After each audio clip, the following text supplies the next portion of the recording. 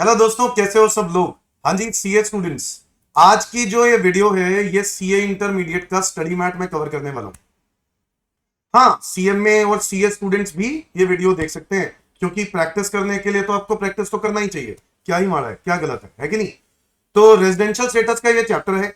अगर आप चाहते हो कि मैं ये वीडियो आगे भी बनाऊं, तो मुझे इस वीडियो की रिस्पॉन्स के बाद मैं आगे वीडियो बनाना स्टार्ट करूंगा। ठीक है, मैं पहले ही बता देता हूं, मैं सारे कवर तभी करूंगा जब सारे बच्चे मुझे ये रिकमेंड करेंगे कि सर बनाओ आगे की वीडियो। ठीक है, जैसे कि इसके बाद सैलरी है, हाउस प्रॉपर्टी है। सीएमए स्टूडेंट्स के लिए तो मैं बना ही रहा हूं। मैं चाहूंगा कि सीए का मैं स्टडी मैट कवर करूं या ना करूं, तो सीएमए वाले बच्चे, सीए वाले बच्चे और सीएस वाले बच्चे, जितने भी बच्चे टैक्स का ये कंटेंट इस सीए स्टडी मैट के थ्रू कवर करना चाहते हैं, वो ये बच्चे वीडियो देख सकते हैं और सजेशन में भी डाल सकते हैं कमेंट्स में। सो मैं वेट कर रहा हूं आप लोगों के कमेंट्स की। ठीक है, तो फिलहाल स्टार्ट करते हैं दोस्तों रेजिडेंशियल स्टेटस। हाँ जी, तो स्टार्ट करते हैं आज का सेशन दोस्तों, रेजिडेंशियल स्टेटस। मैं रेजिडेंशियल स्टेटस के स्टडी मैट के क्वेश्चन डिस्कस कर रहा हूं आप लोगों के साथ।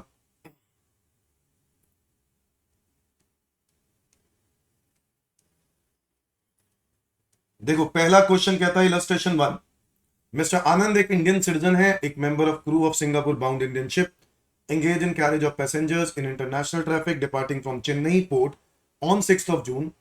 From the details in the previous year 23-24, determine the residential status of Mr. Anand for assessment year 24-25, assuming that his stay in India in the last 4 previous years is 400 days. तो बच्चों, आपको इस पर्टिकुलर टॉपिक में crew member of Indian ship की बात की गई है। और आपको तो पता है crew member of Indian ship में क्या होता है। Crew member of Indian ship में, अगर आप crew member of Indian ship हो, इंडियन सिटीजन हो और आप इंडिया में आ रहे हो, है ना, सॉरी इंडिया से जा रहे हो, ठीक है, इंडिया से जा रहे हो, तो ऐसी सिचुएशन में सिर्फ एक मात्र कंडीशन सेटिस्फाई करनी होती है, वो है 182 डेज। अब क्योंकि इस क्वेश्चन में इसका स्टे चेक करना पड़ेगा 182 डेज बन रहा है या नहीं, क्योंकि अगर 182 डेज से कम बन रहा है तो वो इंडिया का क्या बन जाएगा, नॉन रेजिडेंट। और अगर 182 डेज बन रहा है ना, तो अगर 182 डेज बन रहा है तो वो रेजिडेंट बन जाएगा। आओ जरा देखें दोस्तों।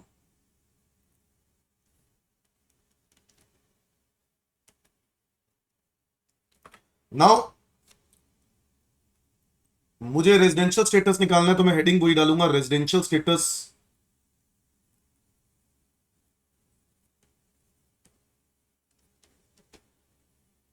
ऑफ मिस्टर आनंद। कौन से ईयर के लिए निकाल रहे हैं, फॉर द असेसमेंट ईयर 24-25। भाई देखो, इसमें हमें पीरियड ऑफ स्टे इंक्लूड करना होता है, क्योंकि ये एक्सेप्शनल केस है, सो आपको लिखना पड़ेगा mister Anand is an Indian citizen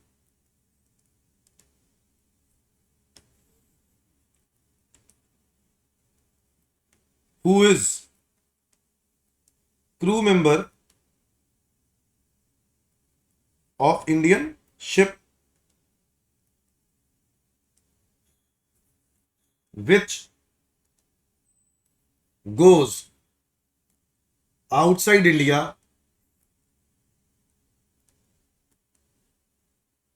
during the previous year.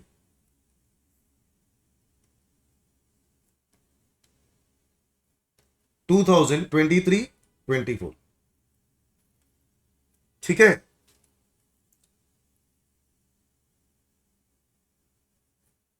thus Mr. Anand is covered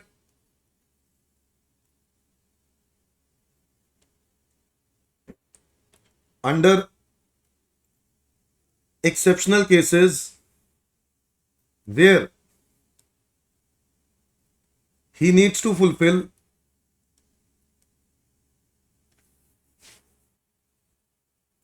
only one basic condition, that is to stay in India for 182 days or more.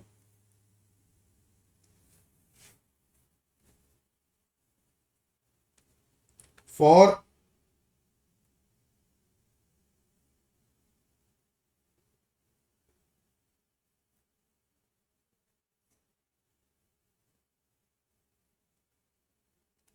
The purpose of residential status.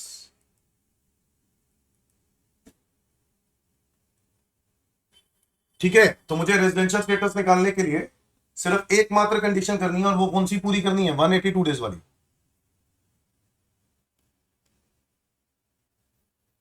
है ना। इसके बाद अब मुझे यहां पर stay देखना पड़ेगा। मैं लिखूंगा टोटल स्टे इन इंडिया। भाई इंडिया में 365 दिन होते हैं ना, इसमें से स्टे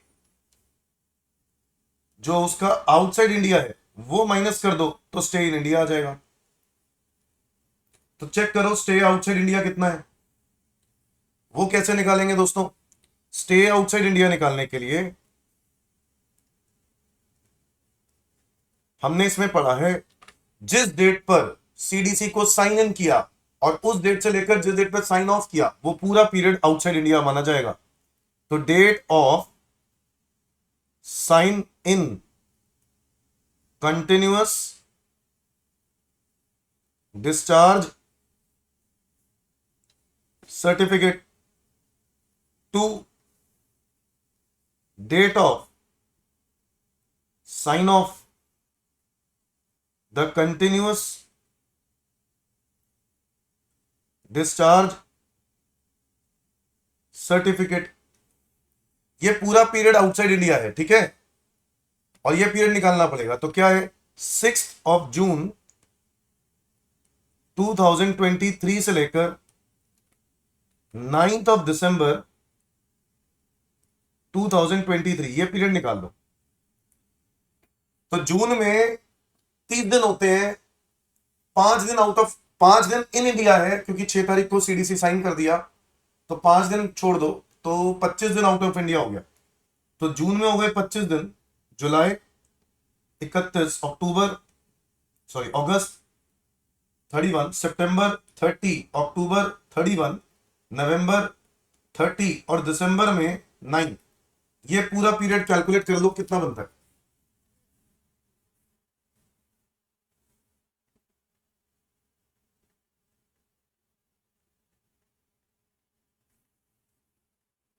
वन 187 डेज। भाई इतने दिन 187 डेज कहां पे? Outside India. तो 365 में से 187 हटा दो तो स्टे इन इंडिया कितना बनेगा बताओ? 178 डेज। बस। अब 178 डेज है तो आंसर क्या होगा बताओ?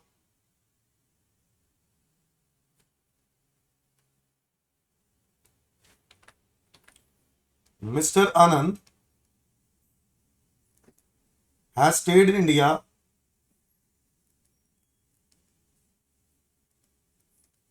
for 178 days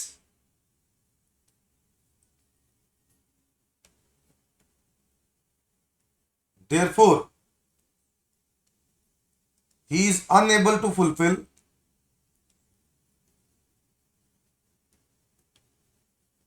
the basic condition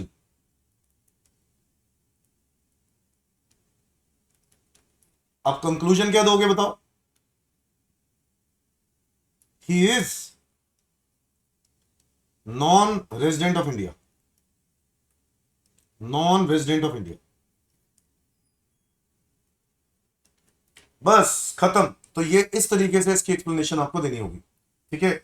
इन्होंने पूरा एक्सप्लेन कर दिया है, अगेन स्टे के बारे में बता दिया है, और आंसर अल्टीमेटली क्या होगा? नॉन रेजिडेंट, ठीक है। आगे बढ़ते हैं, इलस्ट्रेशन नंबर 2।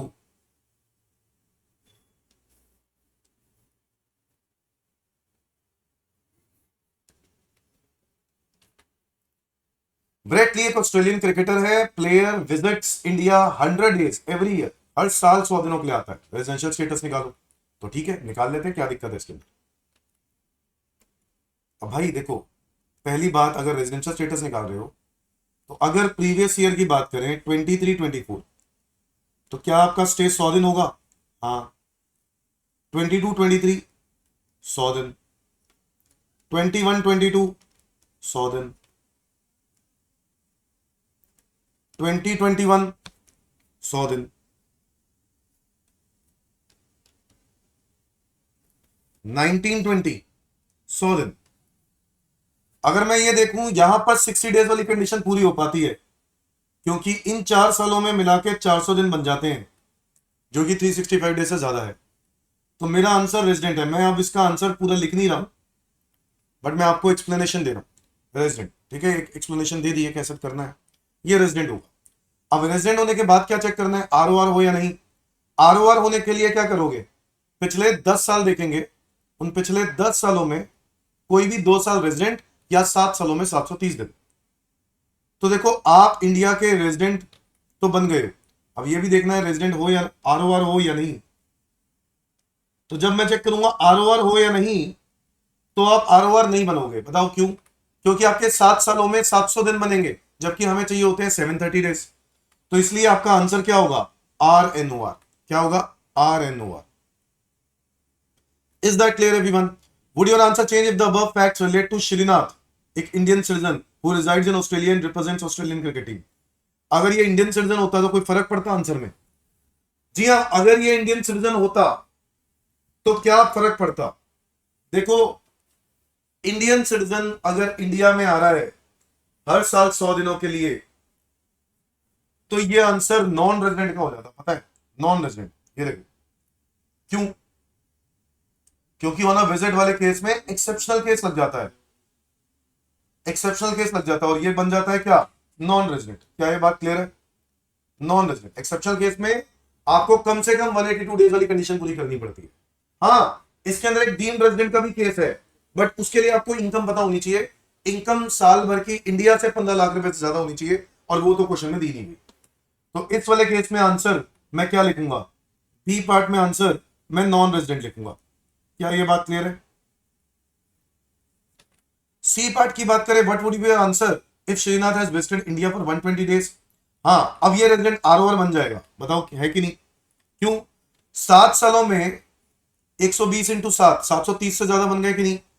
और जिस तरीके से आप इस साल में रेजिडेंट बने हो, और कैसे पिछले 4 सालों में 365 डेज वाली कंडीशन पूरी हो रही है, सिमिलरली पिछले 10 सालों में कोई भी 2 साल ऐसी कंडीशन पूरी नहीं कर पाओगे। बिल्कुल कर पाओगे। तो थर्ड वाले पार्ट का आंसर होगा आर ओ आर। क्या ये बात क्लियर है? आगे आ जाओ। मिस्टर बी एक कैनेडियन सिटीजन है, comes to India for the first time during previous year 1920, financial year 1920, 2021, 21-22। ये आपको स्टे दे दिया है, रेजिडेंशियल स्टेटस निकालो। बहुत ही आसान है। आओ, इलस्ट्रेशन नंबर कौन सा है ये? 3।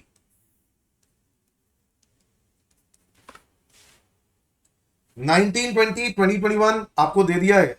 23, 24 की अगर हम बात करें, तो आपको स्टे दे दिया है कितना है? 70 डेज।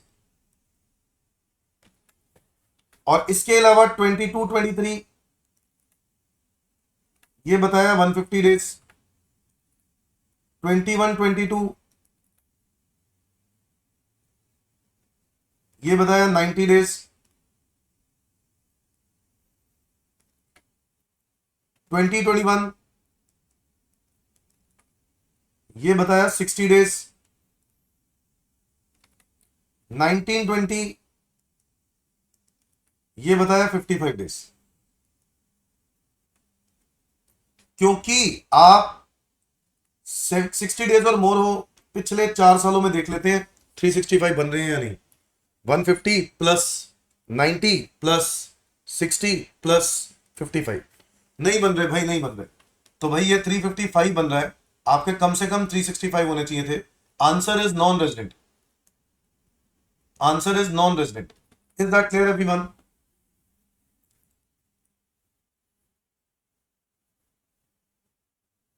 आगे आ जाओ। Illustration 4। The business of HUF is transacted from Australia. All policy decisions are taken there. E एक करता है HUF who was born in Kolkata visits India during previous year 23-24. आपको याद होगा अगर हम एचयूएफ का रेजिडेंशियल स्टेटस निकालें तो हमें देखना होता है कि कंट्रोल एंड मैनेजमेंट कहाँ है, और कंट्रोल एंड मैनेजमेंट का मतलब है डिसीजंस कहाँ लिए जाते हैं। क्योंकि डिसीजंस आउटसाइड इंडिया लिए जा रहे हैं, तो ये एचयूएफ इंडिया का क्या होगा, नॉन रेजिडेंट। क्या होगा एचयूएफ इंडिया का, बताओ, नॉन रेजिडेंट।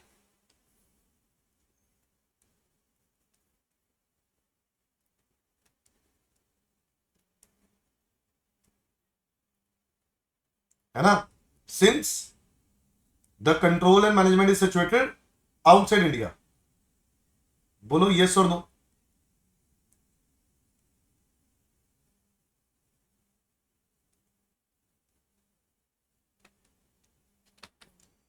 अब अगर हम बात करें residential status of mister E and HUF, तो अब ई की बात करते हैं, ठीक है, मिस्टर ई की। मिस्टर ई कौन है यहां पे, करता। इसकी बात करें तो बच्चों 1423 को वो आया और ऑस्ट्रेलिया छोड़ के चला गया, लीव फॉर ऑस्ट्रेलिया 1/12/23। तो भाई कितने दिन के लिए इंडिया में था, 1423 से लेकर 1/12/23, स्टे निकाल लो। अप्रैल में 30, मई में 31, जून में 30, जुलाई में 31, अगस्त में 31, सितंबर में 30, अक्टूबर में 31, नवंबर में 30, दिसंबर में 1। कितना स्टे बना,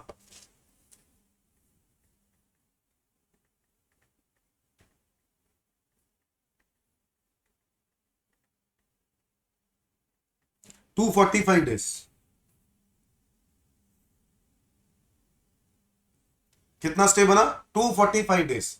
अब क्योंकि उसका स्टे 245 डेज बना, 182 डेज से ज्यादा, तो मिस्टर ई क्या बन जाएगा, रेजिडेंट। अब रेजिडेंट में भी कौन से वाला, आरओआर या आरएनओआर, वो देखने के लिए फर्दर कंडीशन देखनी होगी। और फर्दर कंडीशन में तो 15 साल से आप इंडिया में आए नहीं हो, तो आप क्या बनोगे, आरएनओआर। तो answer is RNOR. Is that clear everyone. ये था illustration number 4।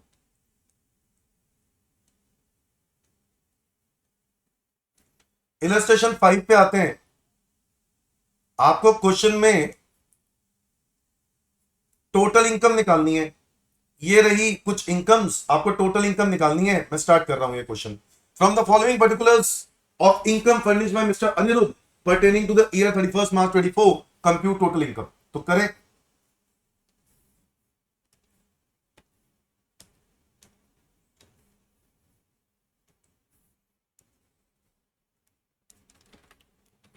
so computation of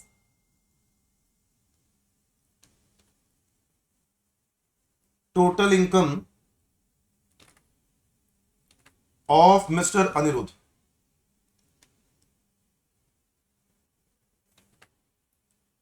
अगर आप आरओआर होते तो क्या होगा, अगर आप आरएनओआर होते तो क्या होगा, और अगर आप नॉन रेजिडेंट होते तो क्या होगा।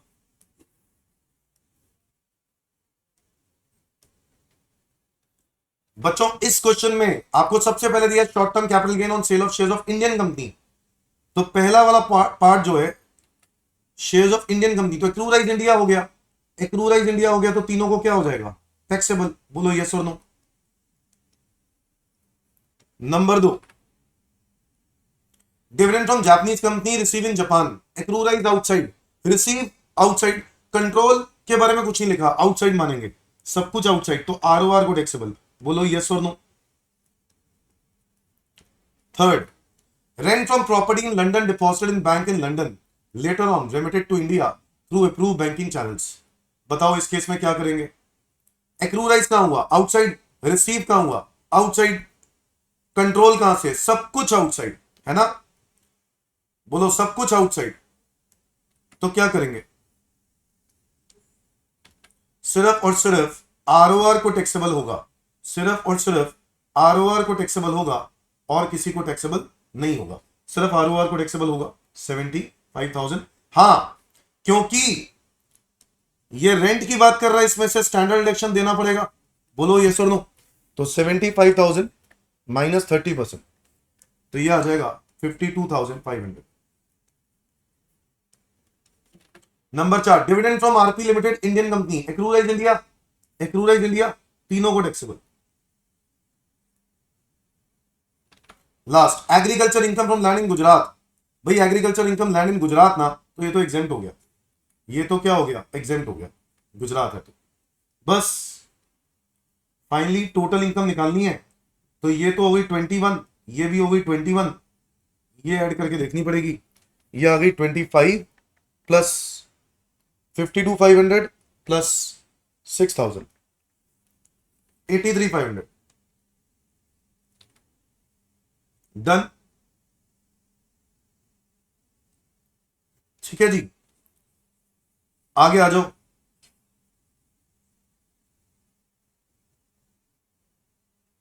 ये सारी थ्योरी जो है सब मैं सारी की सारी इसकी रिवीजन वाली वीडियो के अंदर डिस्कस करने वाला हूं, तो रिवीजन वीडियो देखो, रिवीजन वीडियो में थ्योरी हो जाएगी, क्वेश्चन आप यहां से कर सकते हो मेरे साथ सारे के सारे, ठीक है। डेविड एक इंडियन सिटीजन है, age 40 years, government employ serving in ministry of external affairs, left India for the first time 31 March 23 due to his transfer to high commission of Canada, he did not visit India. भाई अगर आपको याद हो, ये Indian government employ है who has been posted abroad. आपको मैं बता दूं, Indian government employ who have been posted abroad के लिए सारे अलाउंसेस, सारे परक्विजिट्स एग्जेम्प्ट होते हैं। तो यहां पर ये सैलरी तो मिल रही है इसको, इलस्ट्रेशन नंबर 6, सैलरी तो मिल रही है, तो सैलरी तो टैक्सेबल होगी, इसमें तो कोई डाउट नहीं है। कितने रुपए की सैलरी है, 5 लाख, इस पे स्टैंडर्ड डिडक्शन मिलती है, बट मिली होगी ऑलरेडी, तो हम कुछ नहीं करेंगे। फॉरेन अलाउंस, ये अमाउंट क्या हो जाएगा बच्चों, फुली एग्जेम्प्ट।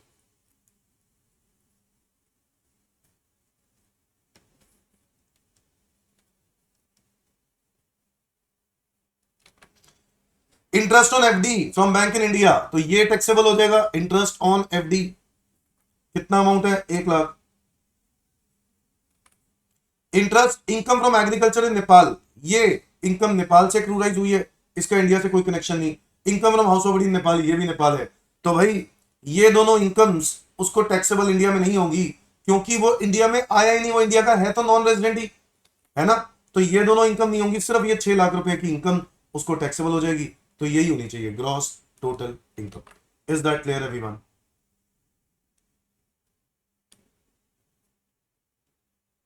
सो आप पहले ये लिख दोगे कि वो नॉन रेजिडेंट है, और फिर आपको मैंने बता ही दिया allowances are exempt, perquisites are also exempt, तो ये अलाउंसेस के बारे में सेक्शन लिख दिया है, ठीक है। 10-7 आगे,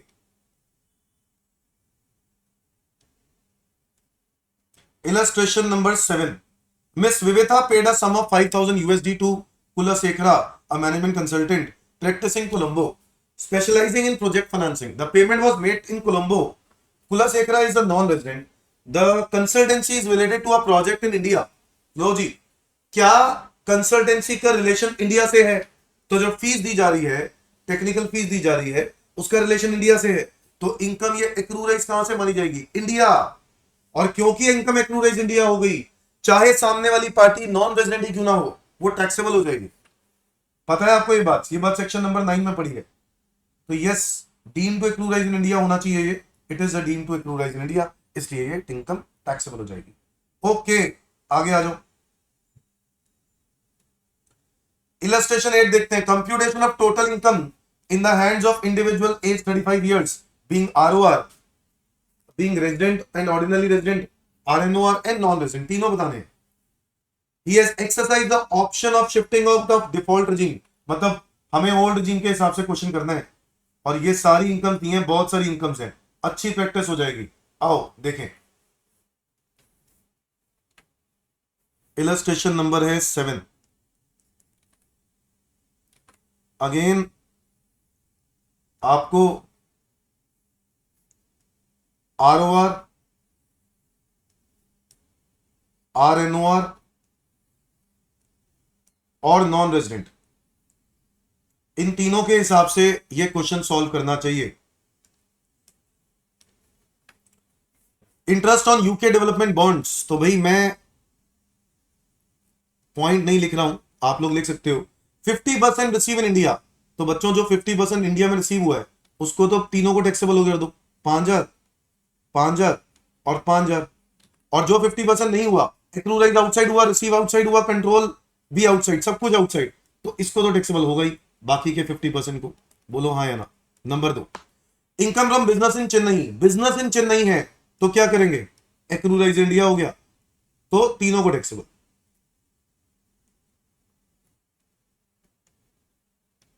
number 3, short term capital gain on sale of shares of Indian company, तो sale of shares of Indian company, Indian company है तो एक्रूराइज इंडिया हो गया, तो क्या होगा, तीनों को taxable.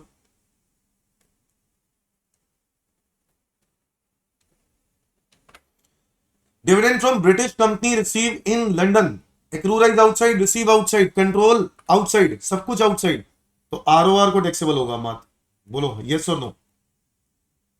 Next, long term capital gain on sale of plant at Germany, 50% of the gain is receive in India, तो भाई 50% क्योंकि इंडिया में रिसीव हो गया, तो 50% तो तीनों को टैक्सेबल कर ही दो, 20,000 ईच, 20, 20 और 20, और बाकी के 50% के लिए क्या करेंगे, accrue arise outside, receive outside, control outside, सिर्फ और सिर्फ आरओआर को टैक्सेबल होगा।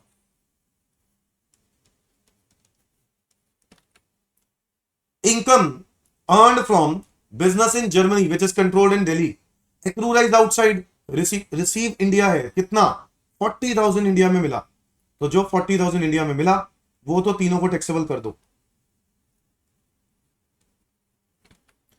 और जो एक्रूराइज आउटसाइड हुआ है, रिसीव आउटसाइड हुआ है, control in Delhi, control Delhi है, तो भाई ROR, accrue arise, receive outside, control India, तो ये इनकम का क्या करेंगे, अच्छा रिसीव तो आउटसाइड इंडिया आएगी, कंट्रोल इंडिया है बस, तो दो को टैक्सेबल होगा, आरओआर और आरएनओआर, यस और नो।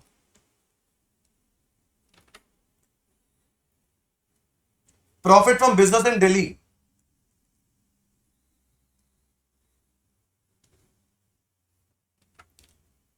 तो दिल्ली है तो भाई एक्रूराइज इंडिया हो गया, तो एक्रूराइज इंडिया हो गया तो तीनों को टैक्सेबल कर दो, इसमें तो कोई डाउट ही नहीं।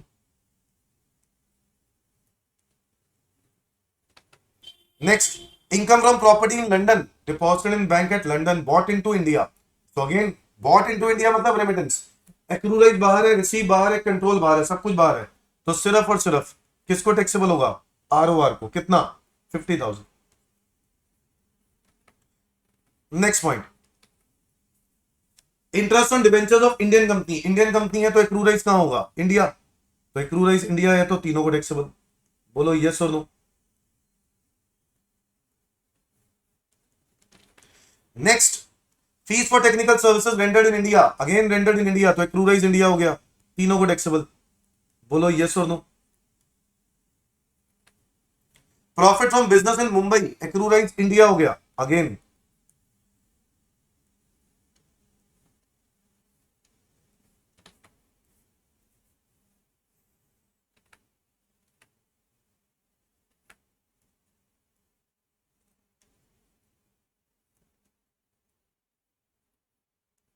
Next, income from property in Nepal, accrue arise outside, receive outside, control outside, सब कुछ आउटसाइड है, तो सिर्फ और सिर्फ आरओआर को टैक्सेबल होगा। नेक्स्ट, पास्ट पुरानी इनकम जो भी होती है वो इंडिया में अगर लेके आते हो इसका कुछ नहीं करते। Next, income from agriculture land in Nepal, receive there, accrue arise outside, receive outside, control outside, सब कुछ आउटसाइड, आरओआर को टैक्सेबल होगा। Next, income from profession in Kenya, accrue arise outside हो गया, कंट्रोल इंडिया से, सेटअप इंडिया है ना, कंट्रोल इंडिया हो गया, receive there but spent in India, अच्छा इनकम फ्रॉम प्रोफेशन, अच्छा स्पेंड मतलब उसने खर्च इंडिया में कर दिया, इससे क्या फर्क पड़ता है, इससे कोई फर्क नहीं पड़ता। रिसीव आउटसाइड हो गया, एक्रूराइज आउटसाइड हो गया, कंट्रोल इंडिया है, तो ये इनकम आरओआर और आरएनओआर को टैक्सेबल होनी चाहिए बस। Gift receive on occasion of his wedding, भाई वेडिंग पे जो भी गिफ्ट मिलते हैं वो एग्जेंट होते हैं, इट इज एग्जेंट। हाँ आपको रीजन देना पड़ेगा, ऑब्वियसली रीजन देना पड़ेगा, gift in wedding is exempt, मतलब ये रीजन देना होगा कि आपने यहां पर डैश क्यों लगाया, ये रीजन, वेडिंग में ही गिफ्ट एग्जेंट क्यों होते हैं, तो ये तो अलग बात। इंटरेस्ट ऑन सेविंग डिपॉजिट, तो ये क्या होगा, भाई इंडिया में है तो तीनों को क्या होना चाहिए, taxable. Next, income from business in Russia, accrue arise कहां हुआ? आउटसाइड, कंट्रोल भी आउटसाइड, रिसीव आउटसाइड, सब कुछ आउटसाइड। तो किसको टैक्सेबल होगा? सिर्फ और सिर्फ आरओआर को टैक्सेबल होगा।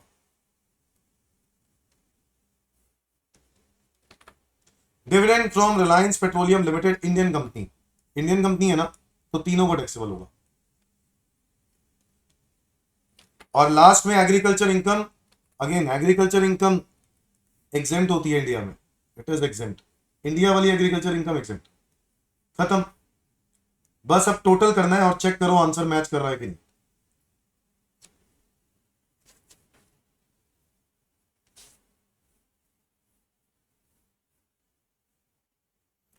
$5,000, 5,000, 20,000, 20,000, 5,000,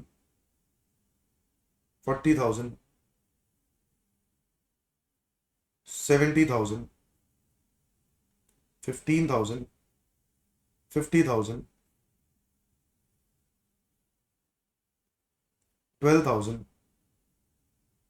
8,000, 26, 16, 18, 5, 12, 20 और 5। तो ये तो आ रहा है मेरे टोटलिंग के हिसाब से 352, 3,52,000। ये तो ठीक है 352। आगे इसका भी देख लेते हैं। 5,000, 20,000, 20,000, 20,000, 70,000, 15,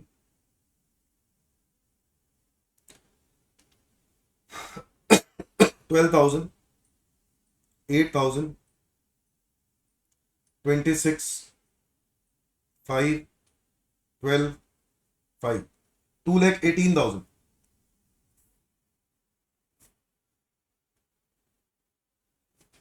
टू एटीन में से इसका कितना आ रहा है?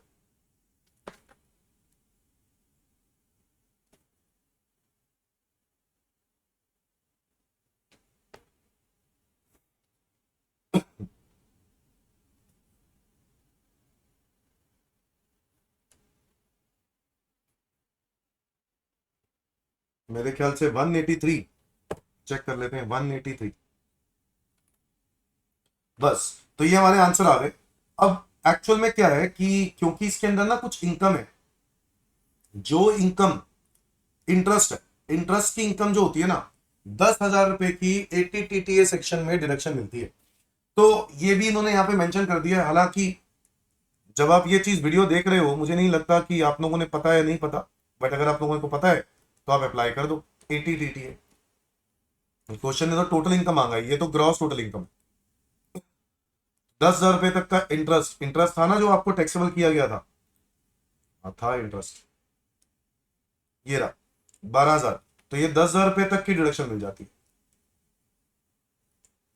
तो ये इनकम हो जाएगी फाइनली टोटल इनकम। अगर आप मुझसे पूछोगे तो ये होगी 342, 2,08,000 और 1,73,000। ये हो गई मेरी total income. That's it. Clear?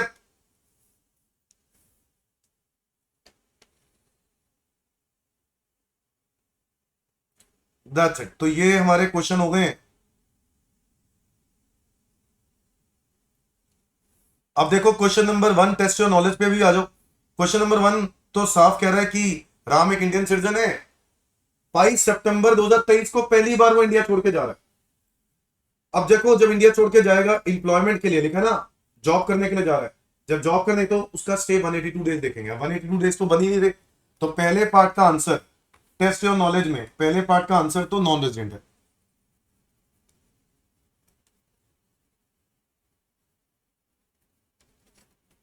क्या है पहले पार्ट का आंसर? Non resident. क्यों? क्योंकि 182 डेज नहीं बन रहे होंगे। चेक कर लो, इंडिया छोड़ के 22 सितंबर को जा रहा है भाई, कम से कम 30 सितंबर होगा तब 180 डेज बनते हैं। ये तो 22 सितंबर कह रहा है, तो 182 डेज बन ही नहीं सकते। तो इसलिए आंसर नॉन रेजिडेंट है। ठीक है, आप लोग पूरा लिखोगे क्या क्योंकि इसकी बेसिक कंडीशन पूरी नहीं हो रही और वो कंडीशन आपको लिखनी पड़ेगी 182 डेज वाली, तो वो पूरी नहीं हो पा रही, जिस वजह से इसका आंसर नॉन रेजिडेंट है, ऐसे लिखना होगा। Mister they residing in US since 1990 visits India for 30 days every year. He came to India on 1/4/22 for permanent settlement. What will be the residential status? अब वो इंडिया में आ रहा है, हर साल 30 दिन के लिए आता है, अब इंडिया में आ रहा है 1/4/22 परमानेंट सेटलमेंट के लिए, हमेशा के लिए, तो इसका मतलब है 23-24 में वो इंडिया में ही होगा। बताओ। हाँ, क्योंकि 1/4/22 से वो इंडिया में ही है, तो 23-24 में वो इंडिया में ही होगा। यस, तो 23-24 में 365 डेज का स्टे उसका इंडिया में होगा। 365 भी क्यों, 24 लीप ईयर होता है, 366 डेज।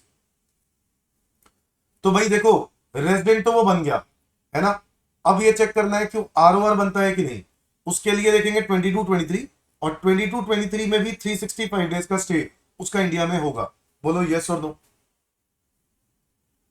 बोलो यस और नो। कैसे, 22-23 में ही तो 1 अप्रैल को ही तो आया है। लो, तो ये भी हो गया। अब 22-23 हो गया, 21-22 में कितने दिन के लिए आया, 30, 20-21 में 30, 19-20 में 30, 18-19 में 30, 17-18 में 30। देखो, रेजिडेंट तो आप बन चुके हो, अब मैं चेक कर रहा हूं आरओआर बनते हुए नहीं। आरओआर में एक कंडीशन दी थी 7 सालों में 730 दिन, तो 1 2 3 4 5 6, लो, क्या ये 730 बनते हैं? मेरे ख्याल से नहीं बनते, नहीं बनते, तो ये इसका आंसर RNOR होगा। क्या होगा, RNOR। क्या ये बात क्लियर है? 7 सालों में 730 दिन बन ही नहीं रहे, 7 ईयर्स में 730 डेज चाहिए थे, वो नहीं बन रहे हैं। भाई उस ईयर को छोड़ना होता है ना, जिस ईयर में आप ऑलरेडी रेजिडेंट प्रूफ हो चुके हो, उस ईयर को छोड़ के पिछले 7 साल उसमें नहीं बन रहे, और 2 ईयर्स में रेजिडेंट वो भी नहीं हो रही कंडीशन, आउट ऑफ 10 ईयर्स, याद है, ये भी नहीं बन रही, दोनों कंडीशन सेटिस्फाई नहीं हो रही, इसलिए RNOR ही होगा। आगे आ जाओ। रमेश और सुरेश 2 भाई हैं, और ये कुछ इनकम दे रखी है उनकी, आपको फाइंड आउट करना है इनका टोटल इनकम। ठीक है, लिखा है रमेश सेटल्ड है कनाडा में इन द ईयर 1996 और सुरेश सेटल्ड है दिल्ली में 24-25 में। तो बताओ इस क्वेश्चन में क्या आंसर होगा?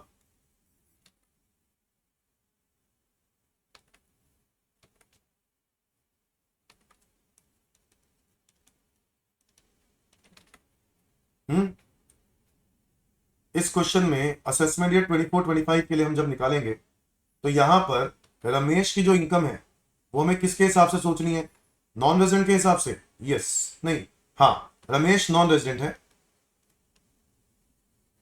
और जो सुरेश है वो दिल्ली में सेटल्ड है, तो सुरेश ROR हो गया।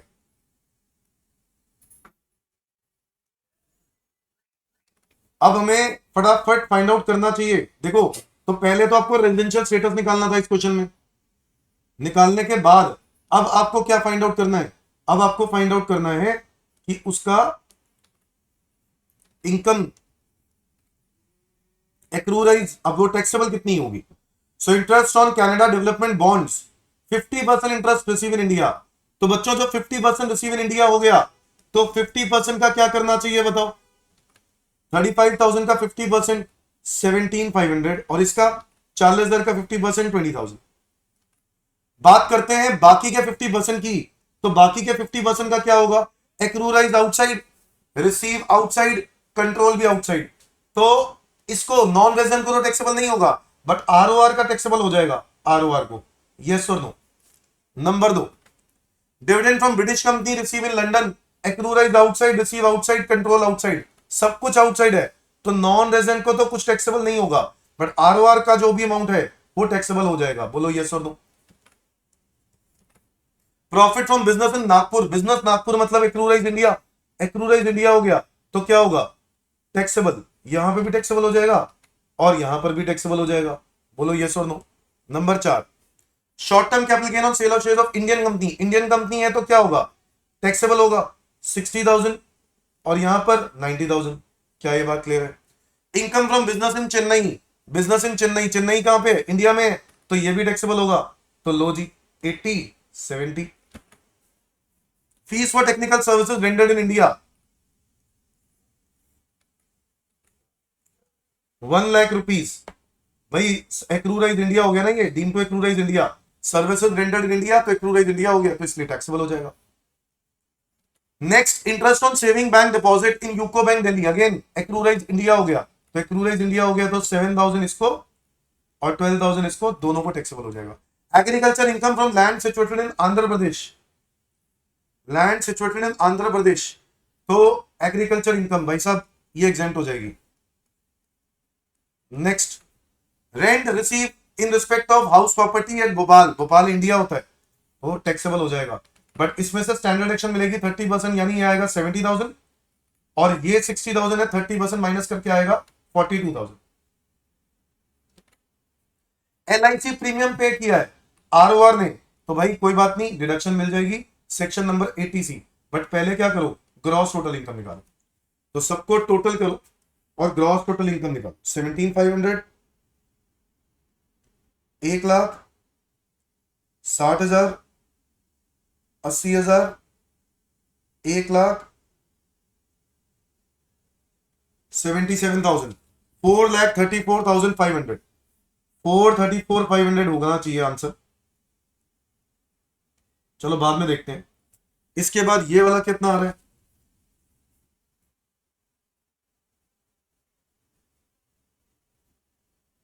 20, 20, 20, फिर इसके बाद 140, फिर 90, फिर 70, फिर 12, फिर 42, ये आ गया 4,14,000। अब इसमें से माइनस करेंगे एक तो deduction under section 80C LIC premium, कितना अमाउंट है LIC प्रीमियम का? 30। क्वेश्चन ने ग्रॉस टोटल इनकम मांगी है, टोटल इनकम मांगी है, टोटल मांगी है ना, तो डिडक्शन देनी पड़ेगी। तो कितनी डिडक्शन है? 30,000 ये मिल जाएगी, और एक 80 TTA भी मिल जाएगा। 80 TTA वही इंटरेस्ट वाली अभी हम लोगों ने पढ़ी थी, यहां पर मैक्सिमम 7 और यहां पे 12 मिलेगी, 12 नहीं sorry 10।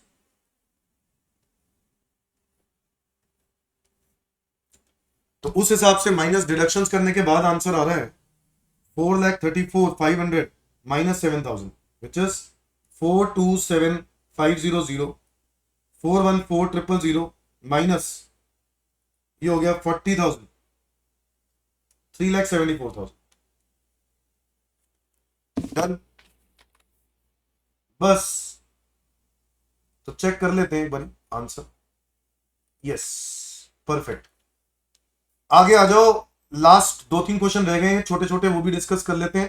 Fourth, examine the correctness income deemed to accrue arise in India to a non resident by way of, तो भाई नॉन रेजिडेंट का आपको बताना है कि अगर वो नॉन रेजिडेंट से इनकम मिलती है, तो वो नॉन रेजिडेंट को इनकम देता है, तो क्या वो एक्रूराइज इंडिया का भी हो सकता है? हाँ, अगर वो जो पैसा दिया जा रहा है ना, उस पैसे को यूज कहां किया जा रहा है? रॉयल्टी जो दी, मतलब नहीं रॉयल्टी नहीं, जैसे कि कंपनी ने लोन दिया है, एक कंपनी ने दूसरी कंपनी को लोन दिया है, तो उस लोन के पैसे को यूज कहां किया जा रहा है?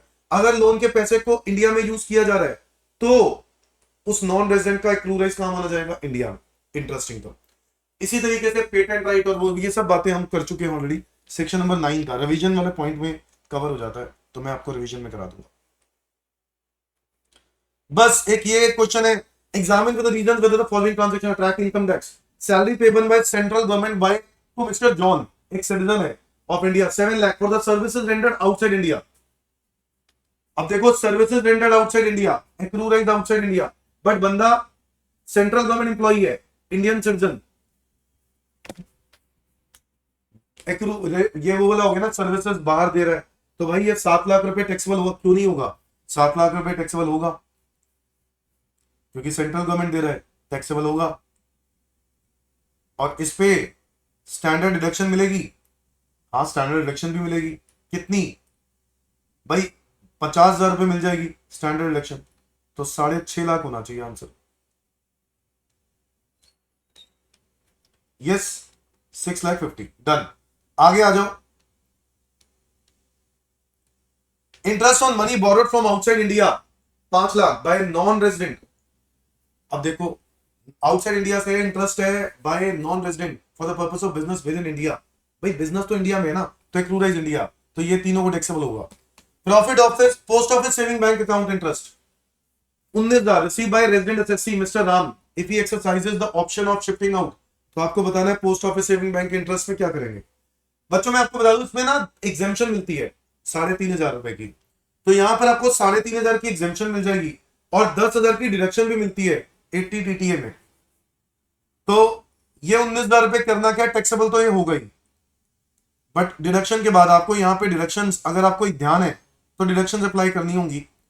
तो 19,000 में से 3,500 रुपए वो एग्जेम्प्ट कर दो, बोलो हाँ या ना।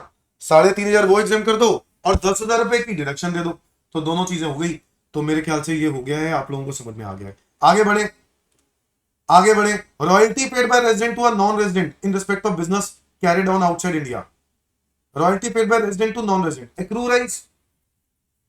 भाई बिजनेस बाहर के लिए ना, तो एक्रू राइट्स बाहर है कि नहीं।